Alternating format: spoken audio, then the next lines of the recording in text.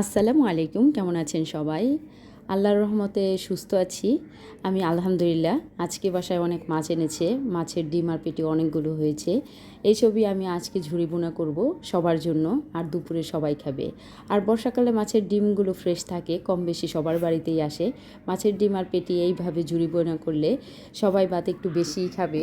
আর আমি বরাবরই এই ঝুরি বোনাটা খুব ভালো করতে পারি। সবসময় আমাদের বাসায় মাছ আনলে মাছের ডিম পেটিগুলো আমি এইভাবে ভুনা করে থাকি, আর এইভাবে সবাই পছন্দ করে খেতে। আর আমি শুধু ডিম আর পেটিগুলোই ভুনা করি না, এর সাথে আমি মাছও দিই কয়েক পিস ভাজি করে, যেন ভাতের সাথে খেলে একটু ভালো লাগে। আর পোড়ামরিচটা দিলে তো অবশ্যই অনেক ভালো লাগে।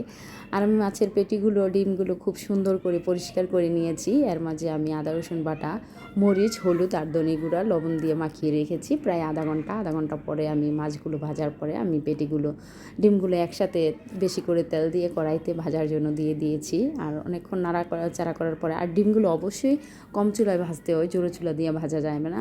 তবে দেখা গেছে উপরের সাইডগুলো পুড়ে যাবে আর ভিতরে কাঁচা থেকে যাবে। যখন কামড় দিবে তখন কাঁচা গন্ধ আসবে, ভালো লাগবে না, সুন্দর ভাজা হবে না। আমার ভাজাটা কিছুটা হওয়ার পরে এর মাঝে আমি কাঁচামরিচ আর অনেকগুলো কুচি করা পেঁয়াজ দিয়ে দিয়েছি।